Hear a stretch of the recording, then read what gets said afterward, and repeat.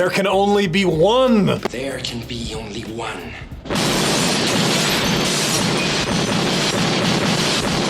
Who will reign supreme? Every style of shoe that looks like this immediately gets labeled as a Nike Dunk clone. But I bet you don't know who actually made it first, and which one is the best for what, and which company did the best job upgrading for skating, etc, etc, etc. Welcome to the Dunk Off 2025. So while Nike undeniably has the most popular and most well-known of all of these clones, how did they all start? So surprisingly, after the Adidas Superstar absolutely changed the basketball shoe game forever by switching from like canvas and vulcanized high tops into the all leather and rubber shoes of the 70s and 80s, almost every other brand decided to jump on the bandwagon and put their own spin on the leather cupsole shoes for basketball. So for the Dunk Off 2025, I'm keeping it between the big three, like the big sporting goods companies right now, to kind of keep it all fair. So because every shoe company has a clone of the Dunk, what am I calling the Dunk? Well, obviously A, they all have this cupsole style. B, you're gonna have this little swoosh right here and a lace cover coming up right there. And you know, they all look the same.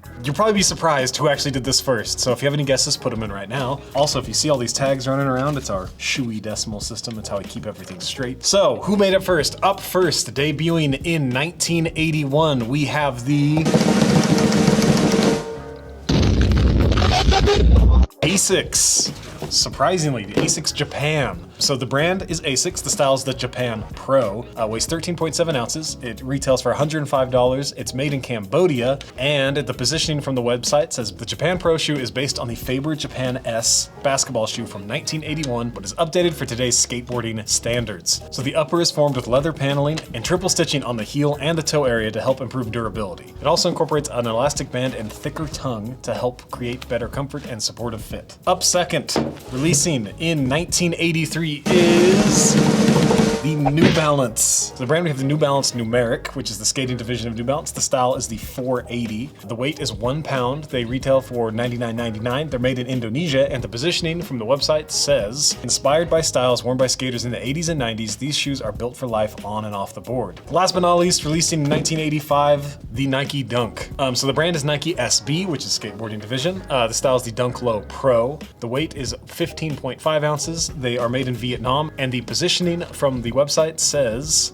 you can always count on a classic. The Nike SB Dunk Low pairs iconic color blocking with premium materials and plush padding for game-changing comfort that lasts. The possibilities are endless. How will you wear your dunks? You can buy all these from the links below. I'll link all of them. I bet you weren't expecting the dunks to be released the last. I certainly wasn't. I was actually shocked that ASICS released in 1981. Kind of blew my mind a little bit. But you know, they do have a history of making basketball shoes. I'm pretty sure that's how ASICS started. And there's a lot more clones of the shoe out there, but like the small guys like iPath and like the smaller skater-owned joints, they really aren't on the same level as the huge sporting good companies. So maybe I'll do like a skater-owned Dunk Off the next time around. But first up, let's start with durability and who has the shoe that will potentially hold up the longest against some serious wear. So tons of you asked about the toe box and which is widest, so tallest, so let's measure. So height from the rubber to the very top of the toe, I measured. The ASICS has 43 millimeters, the New Balance has 37.5 millimeters, and the Nike has 40 millimeters. But if you pull all the insoles out, you can see that ASICS and New Balance, they're pretty much the same. But then if you put the Nike Dunk on over them, like the Nike Dunk is like a 1/4 inch wider than all of them. Like this thing just dwarfs these two other ones. But for the on foot, my judgment comfort, I've been wearing a lot of these every day, scooting around to and from work while my ankle's broken. ASICS is by far the most comfortable on foot, and I think that's because your toes have more room to breathe above them. The New Balance are wide, but they definitely lock your feet in the most out of all of them. The New Balances, I feel like they look wider than they actually feel. The Nikes feel pretty similar to the ASICS. They're definitely wide and you have some room edge to edge, but not as much above. Overall, the most squished my feet feel, I'm gonna say the New Balance feels the most squished. The ASICS feels the second most squished, and surprisingly the Nike Dunk, you definitely have the most room out of them all. But on to what will be the most durable skating and wearing. So if it holds up to skating, it's gonna hold up to normal wear because skating is the most abrasive thing you could do to your shoes. So on the ASICS, the entire shoe is suede. It has this fake leather ASICS going along the sides. So on the New Balance, it's suede. All the teal is suede for the main part of the shoe, and then tumbled PU coated leather on the toes and like kind of this white stuff poking out. And the Nike, I actually have two versions of this because I have a full leather version and a full suede version of Dunks because we've done them enough. Honestly, I prefer suede over everything, means I believe in all three of these shoes you can get a mix of like real leathers and suedes and like textiles. But to be fair, I want to run all the tests against the suede portions of the shoes. So if we take a thickness of the suedes, the ASICS comes in at 1.5 millimeters, the New Balance comes in at 1.9 millimeters, and the Nike comes in at 1.6 millimeters. And now if we run them on our Martindale Abrasion test, it's the best possible tester for thousands and thousands of kickflips and ollies. So how does the Martindale Abrasion test actually work? So we cut a sample of grip tape to put it on the bottom. We cut a sample out of the shoe. The machine rubs it against each other. It kind of rolls in a circle and spins at the same time to really cover every single part of the sample. And then we let it run. I set it for 500 increments and check it every 500 increments to see if it's still holding up or how much is left. So for the abrasion tests, coming in last place, unfortunately, is ASICS with only 551 strokes before failure. Second place is Nike with 1,445 strokes before failure. And first place is New Balance with 1,808 strokes, but it definitely was the thickest out of all of them. New Balance has a high track record this weight. It's surprising about the ASICS though, because I did that gel Vika and it did like 3,500 strokes before it failed. So surprisingly low for ASICS. Everything else is on par. So if we move to the inside and lining, they're all pretty much identical inside. It's foam and textile at the heel. I would say least to most amount of foam. ASICS and New Balance are pretty much tied. The most amount of foam definitely goes to Nike Dunk. It has a lot of cushion around your heels. Then if we go to the actual comfort attributes of the insole, not just the shape. So the ASICS is a semi-removable foam insole with holes in the heel. It's pretty basic. These holes do add a little bit of like, it feels like extra squish in your heel, but it's pretty basic foam insole. The New Balance has a removable Absorb foam insole. It's very dense. It feels like rubber. I really like Absorb. I like Absorb insoles specifically. Nike actually has the craziest insole. It's a triple density insole. You have a denser gray foam right here.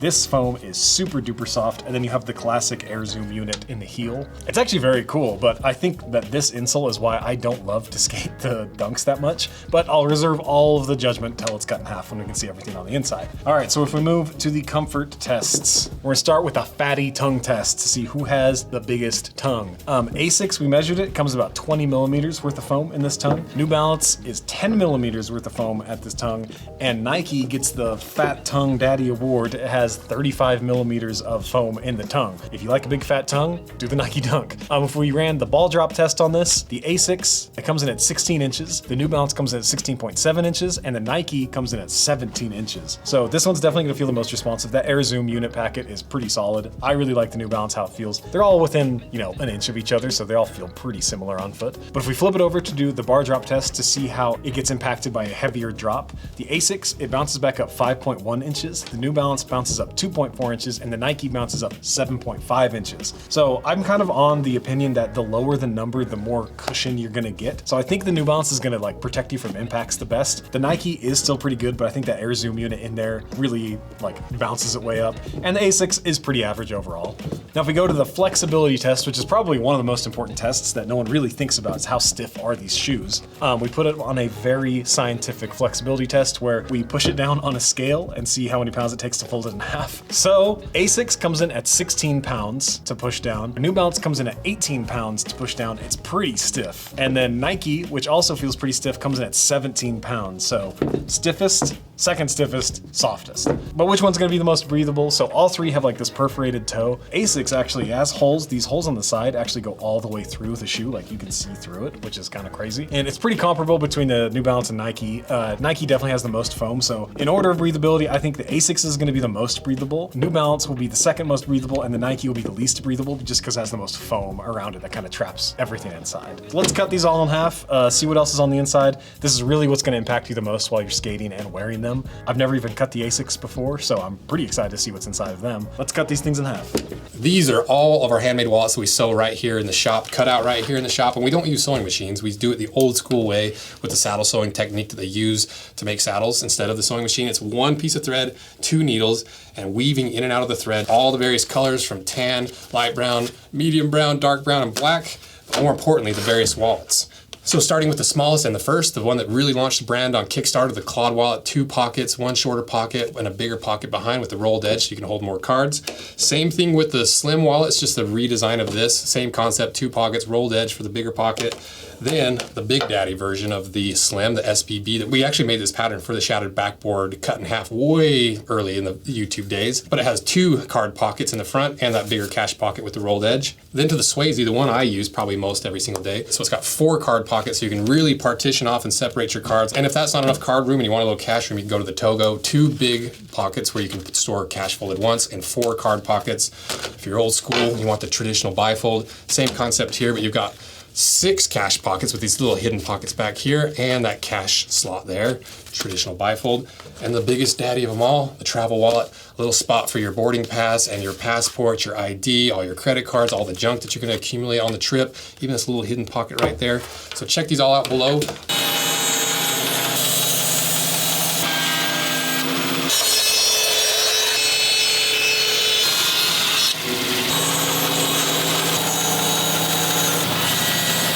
All right, so we got them all cut in half. If you want to add your opinion or ask your own questions about shoes that are upcoming, I usually post a bunch of stuff about what's coming up on my personal Instagram. So follow me, get a slightly deeper insight, and have some input into what gets tested. But give us a like, comment, subscribe. It's the best thing to help us in cutting open, you know. This is $400 worth of shoes right here, so any support you can do that way helps us a lot. Go buy some of our leather goods. That's the promotions. Let's see what's inside, starting with the one we've never seen yet, the ASICS. And the super destroyed New Balances, and the Nike Dunk.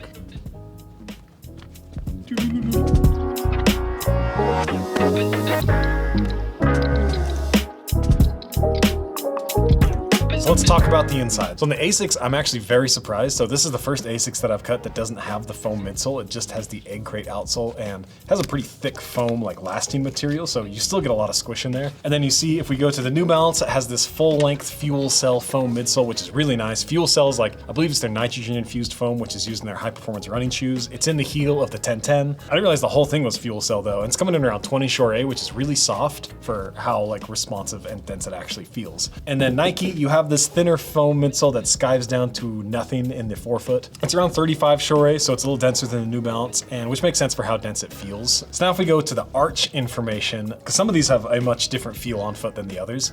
So I measured all the drops, which is how much it drops from your heel to your toe, so you see how much arch you have. They all have about 10 millimeters of drop, but they all feel wildly different. ASICS feels the flattest. It still has some arch cradling, but New Balance definitely feels like it has the biggest arch. So lots of people say that when they added the tongue straps right here to the 480, it made it feel even lumpier. And I somewhat agreed, but I actually have another pair of these, and I took them when I went to New York, and I cut the tongue straps out and was walking around to test it. And I think the reason that it feels so lumpy isn't the tongue straps, it's actually that the insole creeps up the side a little bit, so you definitely feel like there's a little more arch in this shoe. Then if you go to the Nike, it almost feels like, the Nike feels like it has negative arch to me. Like it feels like my foot, it touches at the heel and the toes. It feels like my arch is floating. I guess that's the best way to put it. But if we move to the outsoles, so all three have these similar rubber outsoles, but the New Balance and Nike, they do have these chunks cut out of them, and that adds to the flexibility. The ASICS has the same thing, but it's not cut all the way out. It's just a little thinner. If we take a durometer, they all come in about 65 to 70 Shore A, so they're all pretty similar in grippiness. But if we go to the thickness, the ASICS comes in about 4.5 to 5 millimeters thick, and the New Balance and Nikes both come in at a thicker 5.5 millimeters.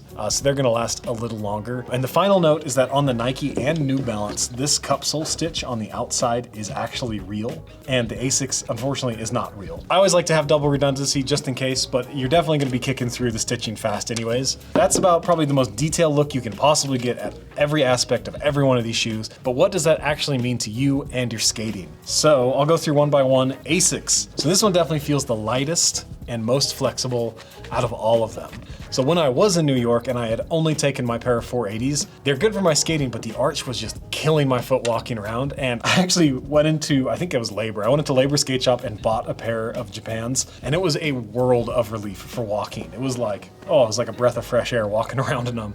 And when I've skated them, they're definitely the softest out of the three. And it's honestly, it's a pretty good transition shoe from like a vulcanized shoe to a cup sole. Like, especially if you don't like stiff shoes or bulky shoes. My friend who only skates super thin Volk shoes, kind of like Last Resorts, he put them on and was super hyped on how they felt. He was like, these are the most comfortable cup sole shoes I've ever put on. So if you want a really soft, almost vulcanized feeling cup sole shoe, like these are definitely the move. But if we go to the New Balance, so this one definitely feels the tankiest and stiffest of them all. It's my favorite to skate in. I love the outsole. I love how the rubber grips and flicks. It's definitely on the no board feel side of the spectrum because of all that foam going all the way under your toe. I would say these are also the best built out of all three, and they're pretty good value because they're the cheapest out of all three of them as well. But they're definitely really stiff and really blocky, and they do have that high arch that can absolutely disagree with some people in there. But if we go to the Nike, honestly, the Dunk is my least favorite out of all three of these shoes, but it's a pretty well-built shoe and has cool gimmicks built in, like the crazy insole and like the super fat daddy tongue. But this really soft part of the insole right on your toes makes me feel like I'm jumping in sand whenever I'm skating. I have a really hard time skating Dunks. I don't know if it's the combination of like there's a lot of foam around me, they're like pretty soft on the toe right where I want it to be stiff. It's for sure a situation where I feel like I'm in the minority and I really want to like these more than I do, but every time I've tried to skate in them, it's just like, meh, and I've been walking around in them, I'm kind of like, nah, like I like the other two more for other things, but it's pretty subjective. I would say the Dunk feels like a direct split in between the New Balance and the ASICS. So overall, final awards show moments. Best built overall, how I would rank these. I would have to go New Balance is the best built, followed by Nike, and unfortunately ASICS is the last in this case. I wish they had a little more foam in there, and I wish the leather on this specific pair was a little better, but the New Balances are just built like a tank. And honestly, the Nike Dunks are built pretty well too. So like if you're gonna get a Dunk, go grab an SB Dunk. So best for non-skate use, in my opinion, if like you're just buying these for walking shoes, I would probably go ASICS. They're absolutely the most comfortable. I'm shocked actually at how comfortable these are for just having that egg crate rubber midsole. Like these are like my go-to walking shoes. I wear my pair I bought in New York all the time still. And then I would probably go Nike is probably the second best for walking around in. It's kind of subjective though, because my third choice would be New Balance if you're just gonna walk around, because that arch was just killing me. And they are pretty stiff and pretty bulky, but boy, I like them for skating. Which leads into the next thing, best for skating in my opinion. Number one, I love skating in these. I love the New Balance 480s. I like a stiff shoe though. I really like a stiff shoe, and they skate good. I like how they skate. Second, I would honestly go ASICS out of these two. I enjoy skating in these. They're pretty soft. I mean, it's like I said, it's like you're skating a beefed up vulcanized shoe.